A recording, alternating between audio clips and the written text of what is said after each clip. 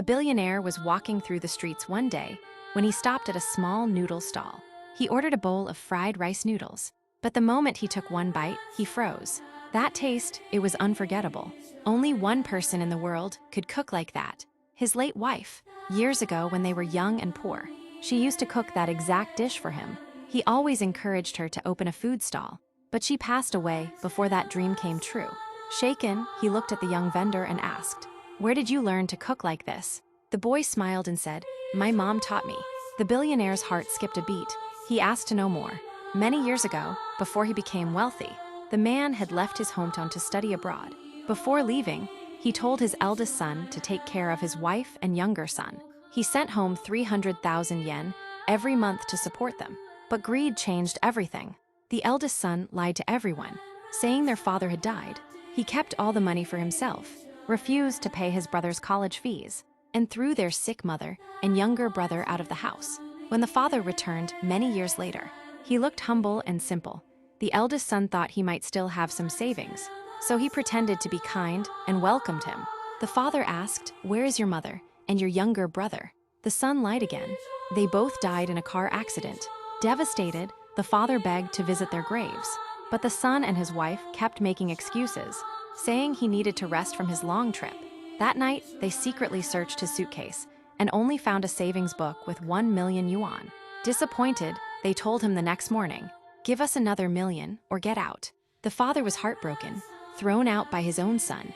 He wandered the streets, not knowing where to go. Then he found the noodle stall. That same taste brought back all the memories. He asked the boy if he had a photo of his mother. The boy only had one family photo. Just then, a kind customer overpaid for a meal.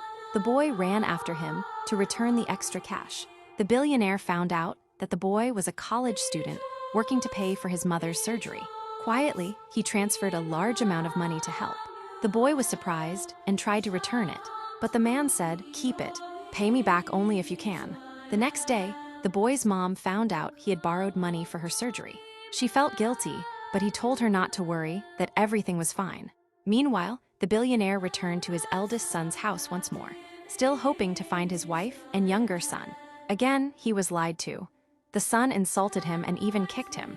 In that moment, the billionaire realized that giving his company to his eldest son would be a mistake. Broken and sad, he returned to the noodle stall. The boy greeted him with good news. His mother's surgery was a success. He also offered to help the man look for his family's graves. Together, they rode from one cemetery to another on the boy's small scooter, but found nothing. Later, the billionaire tried to visit his eldest son's home again. The in-laws blocked him, and a loud argument broke out. The son came out yelling, hit him again, and walked away.